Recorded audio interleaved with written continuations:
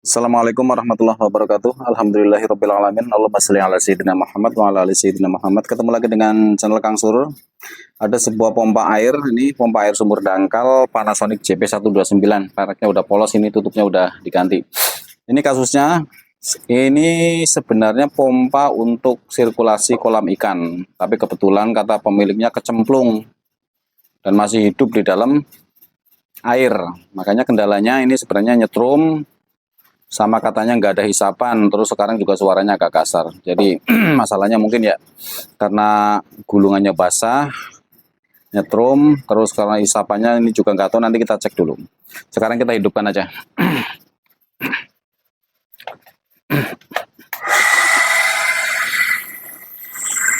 Sekarang kita tes pen ya, salah satu bautnya ini, nyetrum apa enggak.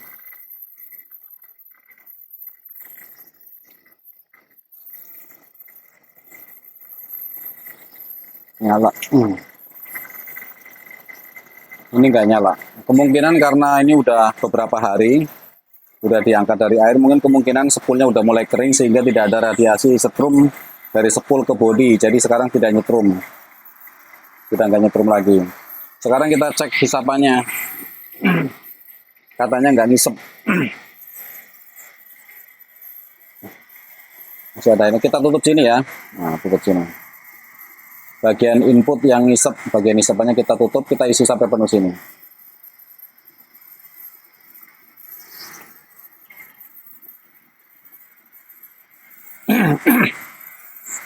Perhatikan sini ya, ini masih ada gelembung, tapi tidak sekencang pada saat tidak ditutup.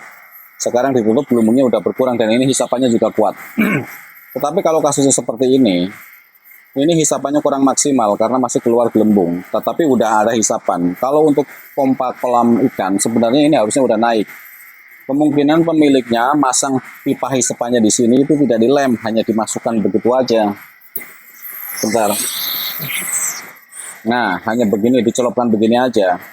Ini menimbulkan kebocoran udara di sini. Makanya hisapannya nggak ada karena bolong, karena bocor. Jadi udara masuk lewat sini sehingga tidak bisa menghisap air yang ada di bawahnya. Kalau kolam ikan kan hanya sekitar 1 meter dari mesin atau mungkin setengah meter udah sampai ke air. Harusnya dengan hisapan yang segini ini udah kuat. Ini udah kuat nih. Udah kuat. Kita tambahin lagi. Tetapi memang belum maksimal karena gelombangnya masih keluar.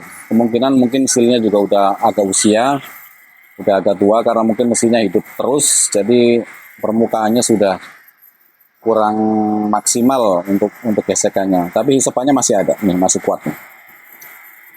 Nah, nih, masih kuat. Sekarang tinggal suaranya yang kasar. Suara yang kasar biasanya yang nggak jauh dari laker. Kita bongkar aja lakernya langsung. Untuk jenis Panasonic seperti ini kita bongkar dari sini dulu. Karena di sini ada sepinya yang mengikat as, jadi harus dilepas dulu sepinya. Saya pakai impact aja biar cepat. Ini kunci 10 3 biji, kita lepas saja.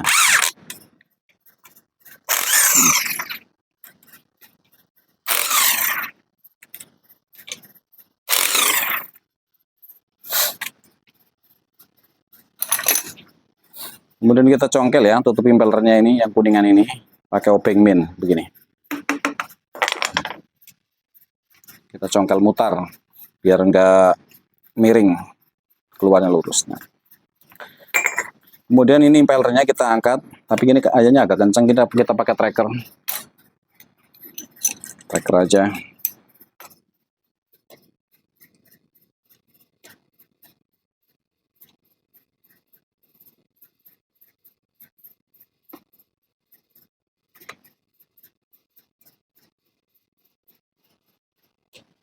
Kita kencengin biar gigit karena ini kupingannya hanya sedikit. Kalau nggak dikencengin biasanya lolos. Sebenarnya biasanya Panasonic seperti ini hanya dicongkel aja copot. Kemungkinan ini udah pernah diservis, asnya agak ngembang, jadi agak susah.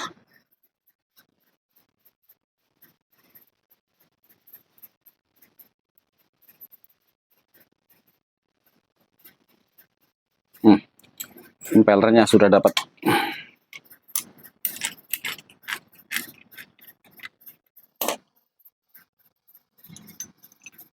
Nah, ini taruh sini.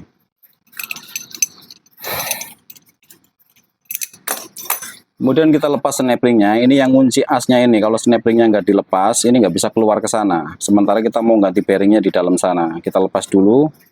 Ini ada snaplingnya. Kita pakai tang snapling. Ini ada lubangnya kecil. Untuk Panasonic itu kecil. Kalau Shimizu agak besar. Nah, ini snaplingnya. Kecil.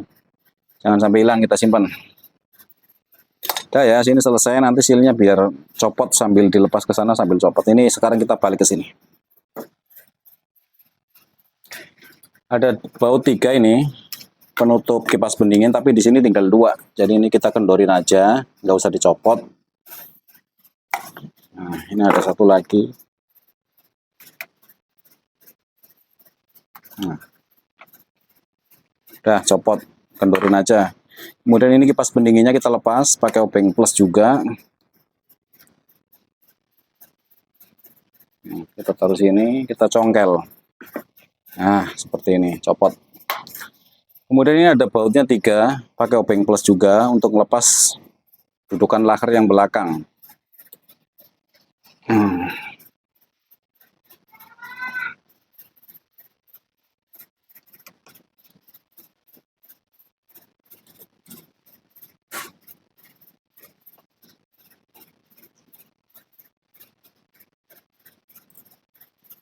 Nah, udah lepas 3-3-nya. Kita langsung pukul aja dari sini. Nanti ikut mundur semua ini. Ini dari sini. Nah, copot. Copot. Ini di belakang copot. Misilnya juga copot.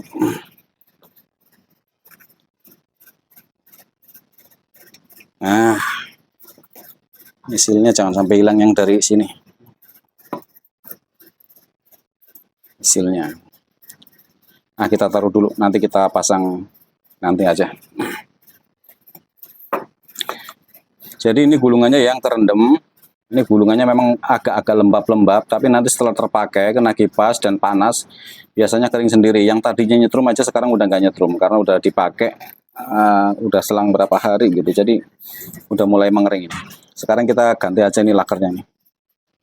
Ini lakernya udah kasar nih, dua-duanya kasar. Kita pakai tracker.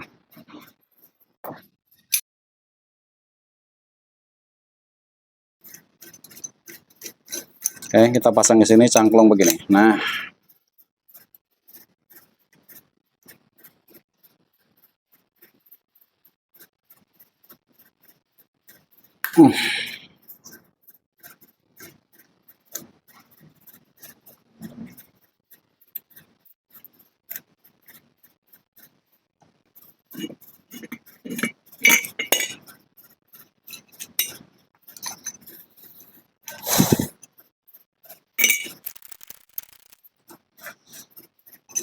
kemudian yang satu lagi, nah kita jepit begini.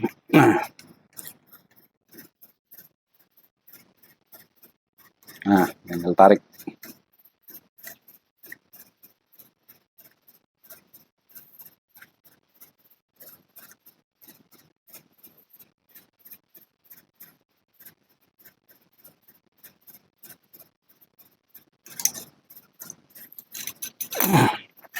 Nah, ini lakernya, bearingnya, nomornya itu 629, cuma 3 angka, 629. Saya carikan yang baru dulu.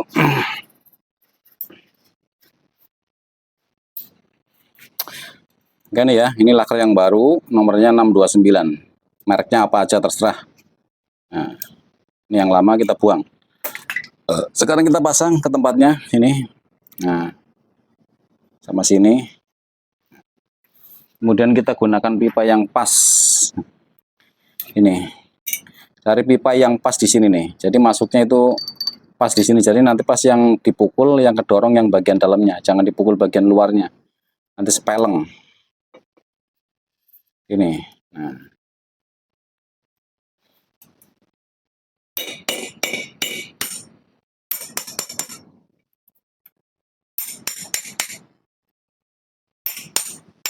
Nah. Sampai mepet ke sepinya ya. Ini ada sepinya nih. Sampai mepet. Kalau nggak mepet nanti dipasang seret. Satu lagi.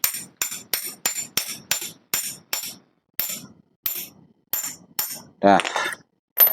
Nah, sekarang lancar nih. Sekarang langsung kita rakit ke dinamonya. Ini ada karet penghalangnya ya, jika ada kebocoran di seal yang di bagian sini nih, jangan lupa dipasang nih bagian sini. Masuk sini.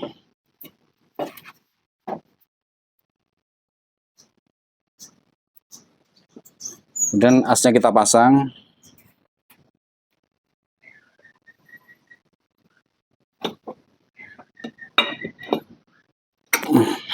Dah, masuk.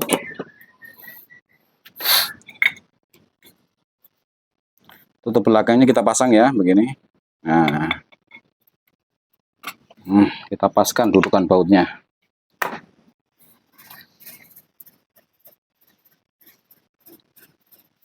Kita pasang bautnya yang 3 ini pakai obeng plus.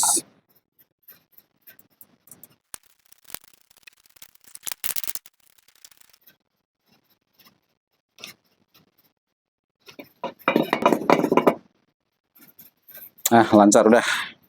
Halus. Sekarang kita pasang kipas pendinginnya.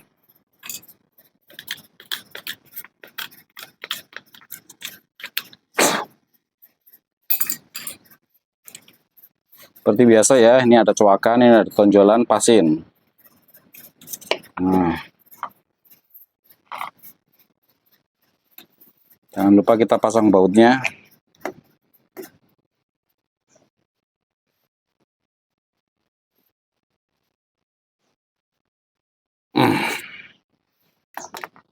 Kita pasang tutup kipas pendingin.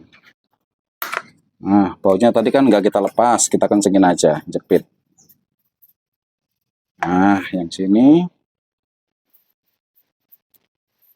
yang satu nggak ada, udah patah, biarin. Oke ya, sekarang kita tinggal pasang sealnya nih, sealnya. Nah, kemudian kita pasang di sini. Ini kan ada yang belokan sedikit, di sini juga ada cekungan sedikit di pasin. Nah, kemudian tutup atasnya kita masukin, di sini ada lubangnya. Nah, ini ada coakan dan di sini ada tonjolan, kita pasin begini. Nah, kemudian snap ringnya tadi yang kecil nih, kita pasang pakai tang snap ring seperti ini. Dorong ke bawah sampai ketemu tempatnya, harus masuk ke dalam rumahnya, kalau enggak nanti copot. Nah, ini agak seret dikit nih rasanya nih, karena memang tadi pegasnya kita tarik dikit. Sekarang kita pasang impellernya. Biasa coakan, tonjolan, pasin. Nah, ini udah lega. Tinggal tutup impellernya. Ini ada yang tonjolan begini, posisinya selalu di atas nih, ketemu tonjolan sini. Jangan ketukar begini nanti nggak menghisap. Seperti ini. Jadi tulisannya lurus nih ke atas, tulisan PAM ya.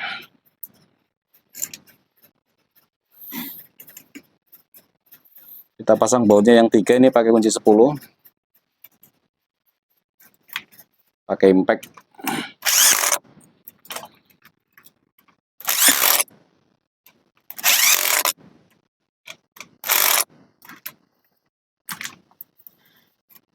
Kemudian kita coba dari belakang nih, seret apa enggak. Kalau ada yang seret berarti ada yang enggak pas. Nah, udah bisa putar. Sekarang kita coba hidupkan.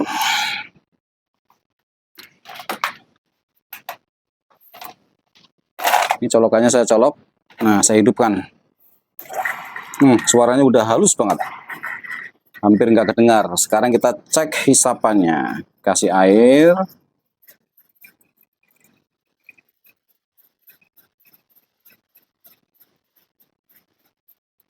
Nah, kita hidupkan dulu. Udah hidup.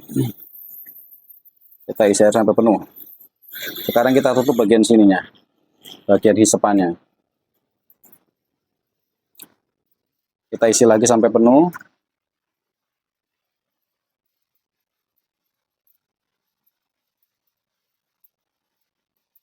Biarkan dulu.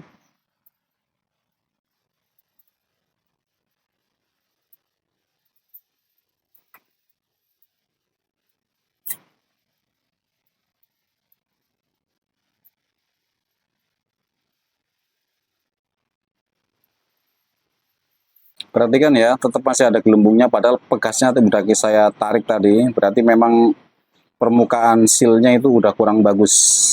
Tapi daya hisapnya udah kuat nih, sudah kuat. Udah kuat. Kalau hanya untuk sirkulasi air kolam, pompa semacam ini udah cukup, lebih dari cukup. Tapi kalau untuk narik sumur yang mungkin dalam seperti 9 meter atau mungkin berat. Tapi ini daya hisapnya udah maksimal, walaupun masih agak dinilai belum 100% lah, 90% sudah dapat. Ini ngisapnya udah kuat banget nih. Masih ada gelembungnya sedikit-sedikit.